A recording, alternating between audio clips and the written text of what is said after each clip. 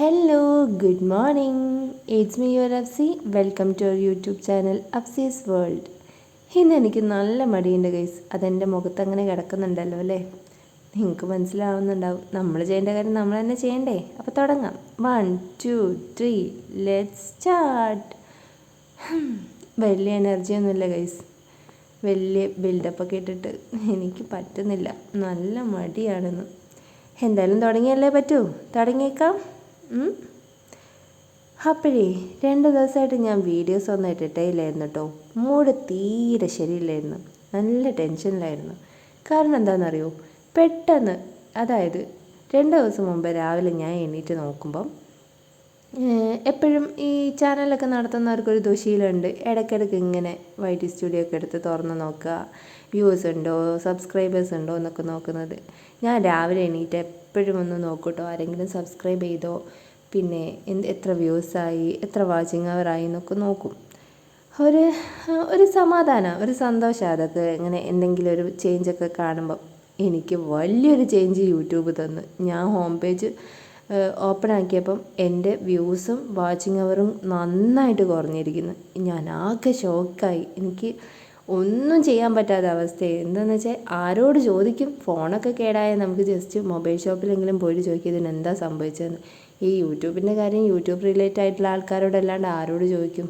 അപ്പം ഞാൻ ആകെ ടെൻഷനിലായിരുന്നു. ഞാൻ പെട്ടെന്ന് എൻ്റെ ഫ്രണ്ടിനെ വിളിച്ച് കാര്യമൊക്കെ ചോദിച്ച് എന്താ ചെയ്യുകയെന്നൊക്കെ ചോദിച്ചപ്പോൾ എന്തൊക്കെയോ റിസർച്ചൊക്കെ നടത്തി, ആരോടൊക്കെ ചോദിച്ച് അവസാനം എനിക്ക് പറഞ്ഞു തന്നു, ഇങ്ങനെ ഹോം പേജിലുള്ളത് നോക്കണ്ട, അത് കുഴപ്പമില്ല. അതെന്ന് വെച്ചാൽ ഹോം പേജിലുള്ളതല്ല റിയൽ ടൈം, അത് ലാസ്റ്റ് 28 ഡേയ്സിൻ്റെതാണ്. നമ്മളുടെ റിയൽ ടൈം YT സ്റ്റുഡിയോയിൽ വേറൊരു സ്ഥലത്തുണ്ടെന്ന്. അപ്പോൾ അത് കണ്ട് സമാധാനിച്ചപ്പോഴാണ് എനിക്ക് എന്താ പറയുക, എൻ്റെ ശ്വാസം അങ്ങ് വീണത്. അതുവരെ ഒരു സമാധാനം ഇല്ലായിരുന്നു കേട്ടോ.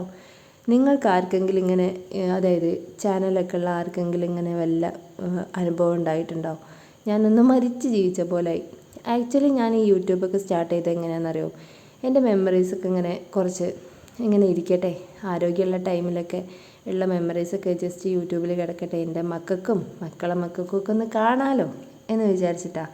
പക്ഷേ യൂട്യൂബിന് നമ്മൾ ജസ്റ്റ് ചാനൽ തുടങ്ങി കുറച്ച് വീഡിയോസ് പോസ്റ്റ് ചെയ്താൽ മാത്രം പോരാ. കുറച്ച് കഴിഞ്ഞാൽ യൂട്യൂബ് ചാനലൊക്കെ ഫ്രീസ് ചെയ്യും, നമ്മളതിൽ ആക്റ്റീവ് ആയില്ലെങ്കിൽ. അങ്ങനെ കുറേ നൂലാമാലകളൊക്കെ ഉണ്ട്.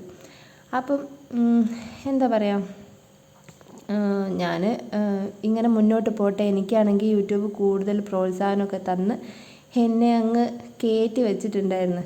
വലിയ വ്യൂസും വാച്ചിങ് അവറൊന്നും ഉണ്ടായിട്ടല്ല കേട്ടോ ഈ വലിയ ഡയലോഗൊക്കെ അടിക്കുന്നത്. പക്ഷേ ഞാൻ ഇതുവരെ ഇട്ട എഫേർട്ടിന് എനിക്ക് അത്യാവശ്യം, അതായത് ഞാൻ യൂട്യൂബിലോട്ട് ഇറങ്ങി, പക്ഷേ അമ്മാത്തെത്തിയതുമില്ല എന്നൊരവസ്ഥയിലുണ്ടല്ലോ.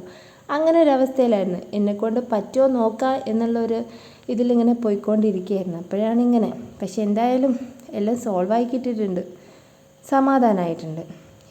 ഇന്ന് പറഞ്ഞു വന്ന് ഞാൻ എന്താ പറയുക, ഞാൻ എന്താ ചെയ്യുന്നതെന്നൊന്നും പറഞ്ഞു തന്നില്ല അല്ലേ? നിങ്ങൾ ജസ്റ്റ് കണ്ടിട്ടുണ്ടാവും.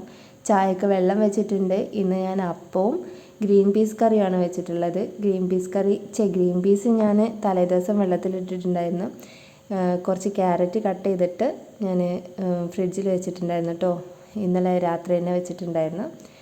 അപ്പോൾ അതൊക്കെ എടുത്ത് കുറച്ച് ഉള്ളി, തക്കാളി, പച്ചമുളക്, കുറച്ച് കുരുമുളക് പൊടി, മഞ്ഞൾപ്പൊടി, ഉപ്പ് മാത്രം ഇട്ടിട്ട് കറി വെച്ചിട്ടുണ്ട്. പിന്നെ നമ്മൾ അപ്പം ഇങ്ങനെ ഓരോന്നോരോന്നായിട്ട് ചുട്ടെടുക്കുന്നുണ്ട് കേട്ടോ. അതിനിടയ്ക്ക് ഞാനിതാ തേങ്ങയൊക്കെ ചിരവി എടുക്കുന്നുണ്ട്. ഓരോ വഴിക്ക് ചെയ്താലേ ഉള്ളൂ നമ്മളുടെ കാര്യങ്ങളൊക്കെ ഈസി ആവുള്ളൂ. ഞാൻ എപ്പോഴും പറയാറുണ്ടല്ലോ, നമ്മളിങ്ങനെ ഒന്ന് ചെയ്യുമ്പം അടുത്തത് എന്താ ഇനി ചെയ്യേണ്ടതെന്ന് ഇങ്ങനെ പ്ലാൻ ചെയ്തുകൊണ്ട് ചെയ്താൽ നമ്മളുടെ ജോലിയൊക്കെ കുറച്ചുകൂടെ ഈസി ആവും കേട്ടോ. അപ്പോൾ ഇതാ ഞാൻ തേങ്ങയൊക്കെ അരച്ചെടുക്കുന്നത്. ഞാൻ 2 ദിവസമായിട്ട് ഈ അനുഭവിച്ച ഈ ടെൻഷനുണ്ടല്ലോ, ഇതുണ്ടായപ്പോൾ ഞാനിങ്ങനെ ഓർത്തായിരുന്നു. ഇതൊക്കെ ഓക്കെ ആയതിന് ശേഷമാണ് കേട്ടോ ഓർക്കുന്നത്. നമ്മൾ ഒരു കാര്യത്തിനും ഓവറായിട്ട് ആത്മാർത്ഥതയും പിന്നെ പ്രതീക്ഷയൊന്നും കൊടുക്കരുത്. അതിപ്പം നമ്മൾ ചെയ്യുന്ന ജോലിയാണെങ്കിലും നമ്മളുടെ കൂടെ ജീവിക്കുന്ന നമുക്ക് ചുറ്റിപ്പറ്റിയുള്ള ആൾക്കാരുടെ മേലിലാണെങ്കിലും നമ്മൾ ഒരുപാട് ആത്മാർത്ഥതയും പ്രതീക്ഷയൊന്നും കൊടുക്കരുത്. നമ്മൾ എന്താ പറയുക, ഇങ്ങനെ ജീവിച്ച് പോകുന്നു. അപ്പം നമ്മളുടെ കൂടെ ജസ്റ്റ് ഒരു പാർട്ട് മാത്രമായിട്ട് ചിലപ്പോൾ നമ്മളുടെ കൂടെ നിൽക്കും, ചിലപ്പോൾ നമ്മളുടെ കൂടെ നിൽക്കില്ല. ചില സമയത്ത് നമ്മളെ ചതിച്ചിട്ട് പോവും. ചിലപ്പോൾ ഇങ്ങനെ വഴിയിൽ പണി തന്നിട്ട് പോവും. അങ്ങനെയൊക്കെ പ്രതീക്ഷിച്ചുകൊണ്ട് വേണം നമ്മൾ ജീവിക്കാൻ. അല്ലാണ്ട് അവരേ ഉള്ളൂ അല്ലെങ്കിൽ ഇത് മാത്രമേ ഉള്ളൂ അങ്ങനെ ഒന്നും നമ്മൾ മനസ്സിലോട്ട് കൊടുത്ത് ജീവിച്ചാൽ നമ്മളുടെ ലൈഫ് ഉണ്ടല്ലോ ഒരു ടൈമിൽ സ്റ്റക്കായിപ്പോവും. സ്റ്റക്കായിട്ട് ഇങ്ങനെ ബുദ്ധിയും ബോധവും നശിച്ച് ഒന്നും ചെയ്യാൻ പറ്റാത്ത ഒരു ലെവലിലോട്ട് പോകും. ചിലപ്പോൾ അത് ഡിപ്രഷനിലോട്ട് വരെ പോകും കേട്ടോ. അപ്പോൾ ഇതെന്താ സംഭവം എന്ന് വെച്ചാൽ ഞാൻ ഇതിൻ്റെ ഇടയ്ക്കൊന്ന് തംബ്നെയിലിന് വേണ്ടിയിട്ട് ഒരു ഫോട്ടോ സെറ്റ് ചെയ്യാൻ വേണ്ടിയിട്ട് പോയതാട്ടോ. അടുപ്പത്ത് അപ്പം ഇരിക്കുന്നത് ഞാൻ ശ്രദ്ധിച്ചില്ല. നമ്മളുടെ ഫ്രൈ പാനിന് ഈ ഇടയ്ക്കായിട്ട് എന്തോ ഒരു പ്രശ്നം പറ്റിയിട്ടുണ്ട്. നടുക്കായിട്ട് എന്തോ ഇതിങ്ങനെ ദോശയായാലും അപ്പം ആയാലും ഒഴിക്കുന്നത് ഇങ്ങനെ പിടിച്ചു പോവുക. ഇനി എന്തായാലും പുതിയൊരെണ്ണം വാങ്ങാനുള്ള ടൈമായി. ഒന്ന് സെറ്റാക്കി എടുക്കണം. കിച്ചണാണല്ലോ ഇപ്പം എൻ്റെ മെയിൻ സ്റ്റുഡിയോ. അപ്പോൾ ഇതൊന്ന് മെയിൻ്റെനൻസ് ഒക്കെ ചെയ്ത് അടിപൊളിയാക്കി എടുക്കണമെന്നൊക്കെ ആഗ്രഹമുണ്ട്. പറ്റുമോ ഇല്ലയോ എന്നൊന്നും അറിയില്ല. ഒന്ന് ട്രൈ ചെയ്ത് നോക്കാമെന്നൊക്കെ മൈൻഡിലുണ്ട്. പറ്റുന്ന പോലെ നമുക്കിതൊന്ന് സെറ്റാക്കി എടുക്കാം. എല്ലാം ഞാൻ പ്ലാൻ ചെയ്ത് വെക്കലേ ഉള്ളൂ. ഇത് നടക്കുമോ ഇല്ലയെന്നൊന്നും എനിക്കറിയില്ല. നടക്കുകയാണെങ്കിൽ നടക്കട്ടെ, എന്നെക്കൊണ്ട് പറ്റുന്ന രീതിയിൽ ട്രൈ ചെയ്യുക. ഒന്നാമത്തത് ഞാൻ 2 ദിവസം നല്ലപോലെയാണ്, 3-ാമത്തെ ദിവസം ഡിമ്മായിട്ട് ബെഡിലായിരിക്കും. അതാണ് പ്രശ്നം. ഞാൻ വിചാരിക്കുന്ന പോലെ എൻ്റെ മൈൻഡും ഹെൽത്തും എന്താ പറയുക എൻ്റെ കൂടെ നിൽക്കണ്ടേ. ഞാനിങ്ങനെ ഓരോന്ന് പ്ലാൻ ചെയ്യുന്നുണ്ട്. നടക്കുമായിരിക്കും എപ്പോഴെങ്കിലും. നമ്മളുടെ ബ്രേക്ക്ഫാസ്റ്റ് ഇവിടെ റെഡി ആയിട്ടുണ്ട് കേട്ടോ. കഥയൊക്കെ പറഞ്ഞു തന്ന്.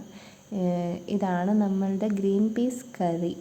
ഇത് ഇങ്ങനെ ക്യാരറ്റൊക്കെ ഇട്ട് വെക്കുന്നത് എൻ്റെ ഹസ്ബൻഡിൻ്റെ ഉമ്മേൻ്റെ അടുത്തുനിന്ന് പഠിച്ചതാണ് കേട്ടോ. ഞാനല്ലാണ്ട് പ്ലെയിനായിട്ട് ഗ്രീൻ പീസ് കറി ഉണ്ടാക്കുന്നതേ ഉള്ളൂ കണ്ടിട്ടുണ്ടായിരുന്നുള്ളൂ.